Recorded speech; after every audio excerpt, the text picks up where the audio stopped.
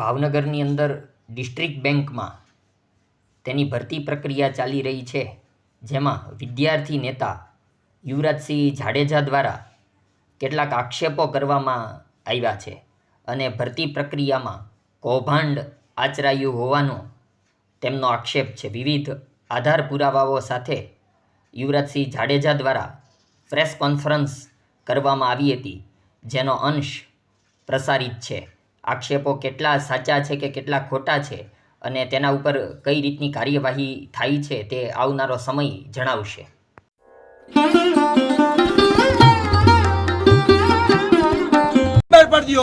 કારણ કે ટેન્ડર બહાર પાડીને આ લોકોને જેને લેવાના છે લઈ લ્યો.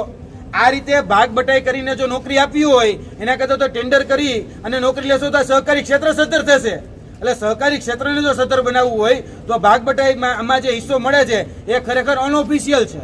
અનઓફિશિયલ કરતા અધિકૃત રીતે અહીંયા તમે હિસ્સો આપો, ટેન્ડર બહાર પડો, કોકને 20 લાખ, કોકને 35 લાખ, 50 લાખ જે આપવા હોય અહીંયા સહકારી ક્ષેત્રમાં આપે ને સહકારી ક્ષેત્ર મજબૂત થાય. યુવરાજજી, વાત કરીએ તો આજે તમે 2024 ને આ અગાઉ પણ અનેક ભરતીઓ થાય, દર વર્ષે ડિસ્ટ્રિક્ટ બેંકમાં ભરતીઓ થાય છે, તેમાં પણ આવા કૌભાંડ થયું માનું છું. આની પહેલા થયેલી 3 ભરતી, જેમાં પિયુન, ક્લાર્ક લેવલની જે ભરતીઓ હતી તેમાં પણ સગાવાદ, ઓળખાણવાદ, પરિવારવાદ ના લોકોને લેવામાં આવ્યા છે. તેના પણ આજે અમે આધાર પુરાવા આપ્યા છે. તમને પણ નામજોગ આ આધાર પુરાવા અમે આપીએ છીએ, કારણ કે અમારી પાસે ભૂતકાળની ભરતીઓ જે થઈ 2024, 2025 એના આધાર પુરાવા અવેલેબલ છે કે કોના ભત્રીજાને, કોના ભાણિયાને કે કોના દીકરાને કે દીકરીને લેવામાં આવ્યા, એના તમામ આધાર પુરાવા અમારી પાસે છે. આ ભાવનગર ડિસ્ટ્રિક્ટ કોઓપરેટિવ બેંકે તરકટ રચ્યું છે, કારણ કે આ જે ભરતી છે એ ભરતી ખોટી રીતે ઊભી કરી અને પોતાના લાગતા ઓળખતા મળતિયાઓને લેવા માટે જ એક નાટક કરીને લેવામાં આવેલી આ ભરતી છે.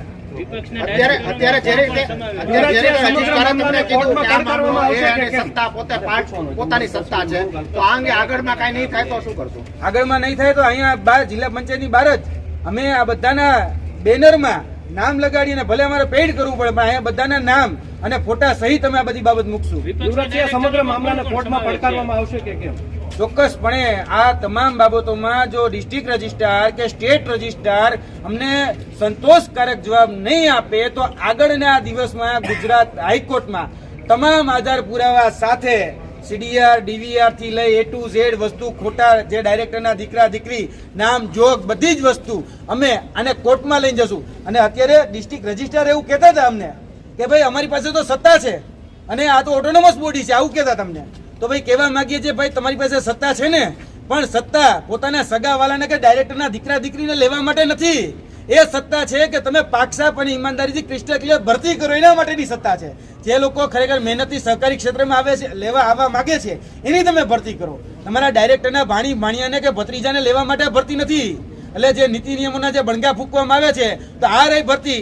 ક્યાં છે રિક્રુટમેન્ટ રૂલ, ક્યાં છે સિલેબસ, ક્યાં છે OMR, ક્યાં છે પ્રશ્નપત્રો, ક્યાં છે કોલ લેટર, બધું જ તમે લઈ લીધું. કોઈ વસ્તુ તમે જાહેર નથી કરી અને નિમણૂક યાદી તમે જાહેર નથી કરી. તમે મેરિટ યાદી જાહેર નથી કરી અને તમે કહો છો તમે પાકસાપ છો, તમે ઈમાનદાર છો અને તમે બહુ પારદર્શિતાના ગુણગા ફૂકો છો, તો જાહેર કરો ને મેરિટ યાદી, જાહેર કરો ને બધાને નામ. કેમ જાહેર નથી કરતા? એટલે આની અંદર આગળના દિવસોમાં જો અમને આ સંતોષકારક જવાબ ન મળ્યો તો યાદ રાખજો કે ખાલી હાઈકોર્ટ સુધી નહીં, આને મુદ્દો વિધાનસભામાં પણ ગુંજાવવાની તૈયારી અમારી છે. તમામ જે અત્યારે ભારતીય જનતા પાર્ટીના હોય, કોંગ્રેસના હોય, અપક્ષના હોય કે આમ આદમી પાર્ટીના હોય, તમામ નેતાઓને અમે આ મુદ્દો લેખિતમાં 182 ધારાસભ્યને ફોરવર્ડ કરી રહ્યા છીએ અને કહેવા માંગીએ છીએ કે વિધાનસભામાં પણ આ મુદ્દો ઉઠાવી આનો જવાબ માંગવામાં આવે કે કઈ રીતે ડાયરેક્ટરના દીકરા દીકરીઓને આ રીતે સેટ કરવામાં આવે છે. યુવરાજસિંહ, અગાઉ ભાવનગરમાં એક ભરતી કાંડ પણ આજે ડમી કાંડ સામે આવ્યો હતો, ત્યારબાદ GST કાંડ હતો, હવે આ ભરતી કાંડ આવ્યો છે. આ સમગ્ર કાંડ ભાવનગરમાં થાય છે, શું માનો છો તમે? જોવા જઈએ તો છેલ્લા ઘણા સમયથી આ રીતે જે પણ ભરતીઓ કરવામાં આવે છે એ તમામ ભરતીઓમાં ક્યાંક ને ક્યાંક ગેરરીતિ, ગોબાચારી અને મોટા ભાગે ગોઠવણ કરીને પોતાના સુનિયોજિત રીતે ગોઠવણ કરી. કારણ કે આમાં કોઈ પણ જગ્યાએ તમે જુઓ તો બધી જ જગ્યાએ ગોઠવણ થયેલી ભરતીઓ છે. ડમી કાંડમાં પણ ગોઠવણ હતી, ત્યારબાદ GST કાંડમાં પણ ગોઠવણ હતી પોતાના લાગતા વળગતાઓને લેવાની.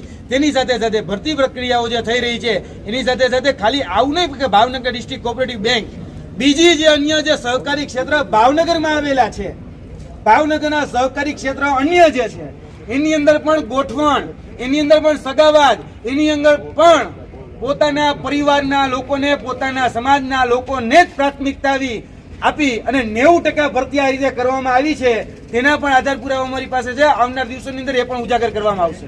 વિપક્ષના કયા કયા ડાયરેક્ટરોની આમાં ભરતી ગોઠવણ? વિપક્ષના ટોટલ જોવા જઈએ તો 4 ડાયરેક્ટરોના નામ આમાં છે અને 4 ડાયરેક્ટરો આમાં અમારે ધ્યાનમાં એવા આવ્યા છે કે જે ખોટી રીતે પોતાના દીકરાને કા ભત્રીજાને કા ભાણિયાને ખોટી રીતે આમાં નોકરી આપી રહ્યા છે.